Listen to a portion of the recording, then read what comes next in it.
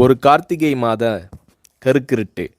செங்கல்பட்டிலிருந்து படப்பிடிப்பை முடித்துக்கொண்டு எம்ஜிஆர் அவர்கள் நடுநிசி 12 மணி வாக்கில் காரில் வந்து கொண்டிருக்கிறார்.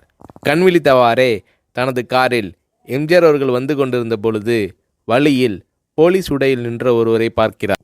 எம்ஜிஆர் அவர்களின் கார் அவரை கடந்து செல்கின்ற போது எம்ஜிஆர் அவர்களின் நெஞ்சில் பொறி தட்டுகிறது.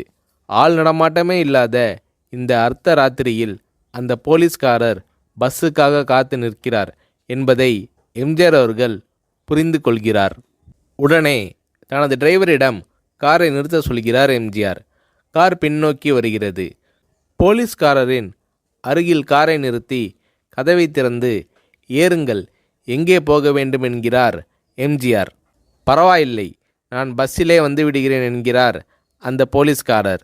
நேரமாகிவிட்டது, இனி இந்த ரூட்டில் பஸ் கிடையாது, ஏறிக்கொள்ளுங்கள் என்று எம்ஜிஆர் அவர்கள் வலுக்கட்டாயம் செய்ய போலீஸ்காரர் வேண்டா வெறுப்பாக ஏறுகிறார். காரின் உள்ளே லைட் போட்டு சாப்பிட்டீங்களா என்று கேட்டுக்கொண்டே தனது சீட்டுக்கு பின்னால் இருந்த பிஸ்கெட் பழங்களை எடுத்து கொடுக்கிறார் எம்ஜிஆர். இப்படி ஓசியில் பயணம் செய்வதே எனக்கு உடன்பாடில்லை. இன்னும் நீங்கள் உண்ண சொல்லி வேறு என்னை இழிவுபடுத்தாதீர்கள் என்று போலீஸ்காரர் மறுக்கிறார். எம்ஜிஆர் அவர்கள் பூரிக்கிறார். இருப்பவனிலிருந்து இல்லாதவன் வரை படித்து பதவியில் இருக்கும் எத்தனையோ பேர் எனக்கு அது வேண்டும் இது வேண்டும் என்று எம்ஜிஆர் அவர்களிடம் வேண்டியதை பெற்று செல்கிறார்கள். ஆனால் சாதாரண பொறுப்பில் இருக்கும் இந்த போலீஸ்காரரின் நேர்மை எம்ஜிஆர் அவர்களை மெய்சிலிர்க்க வைத்துவிட்டது. எம்ஜிஆர் அவர்களின் கார் கத தூரத்தில் வந்து கொண்டிருந்தாலும் காரின் நிறத்தையும் ஒளியையும் மனம் கமலும் ஓடிக்கான் வாசனையையும் வைத்து இது எம்ஜிஆர் அவர்களின் கார் என்றும் கார் சென்ற தடத்தை தொட்டு வணங்குகின்ற அளவுக்கு புகழுடன் திகழ்ந்த நேரம் அது. அரை மணி நேரம் கார் சென்று கொண்டிருக்கிறது. ஆனால் அதுவரை எம்ஜிஆர் அவர்களை பற்றி பெரிதாக போற்றி புகழ்ந்து பேசாமல் அந்த போலீஸ்காரர் வந்ததே புரட்சித் தலைவர் எம்ஜிஆர் அவர்களுக்கு அந்த போலீஸ்காரர் மீது மரியாதையை கூடுதலாக்கியது. நான் தான் எம்ஜிஆர் என்கிறார் எம்ஜிஆர். கேள்விப்பட்டிருக்கிறேன் என்கிறார் அந்த போலீஸ்காரர். பொன்மனச்செம்மல் எம்ஜிஆர் அவர்களின் முகத்தில் கோபம் இல்லை, பதிலுக்கு பொன்முறுவல் மலர்கிறது. என் படங்களை பார்த்து இருக்கிறீர்களா என்று கேட்கிறார் எம்ஜிஆர்.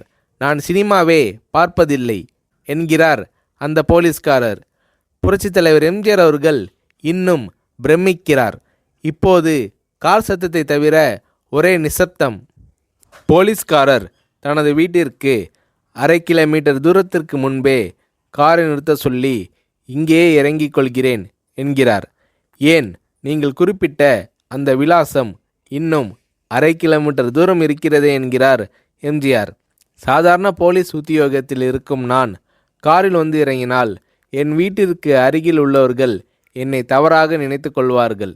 இதுவரை இப்படி நான் யார் காரிலும் ஓசியில் வந்து பழக்கமில்லை. நீங்கள் இவ்வளவு தூரம் செய்த உதவிக்கு நன்றி என்கிறார் அந்த போலீஸ்காரர். புரட்சித் தலைவர் எம்ஜிஆர் அவர்கள் அதற்கு மேல் எதுவும் பேசவில்லை. அவர் எந்த போலீஸ் ஸ்டேஷனில் பணிபுரிகிறார் என்பதை மட்டும் கேட்டு தெரிந்து கொண்டு கிளம்புகிறார். அடுத்த நாள் செங்கல்பட்டு போலீஸ் ஸ்டேஷனுக்கு ஃபோன் செய்து நான் எம்ஜிஆர் பேசுகிறேன் என்கிறார் எம்ஜிஆர். ஃபோனை எடுத்த டிஎஸ்பி உதறலோடும் உற்சாகத்தோடும் தலைவரே வணக்கம் என்கிறார்.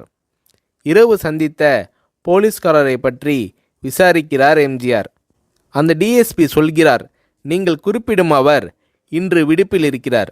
அவர் கையூட்டு வாங்காதவர், கடமை தவறாதவர், காவல்துறையின் நேர்மைக்கு இவரே இலக்கணம்.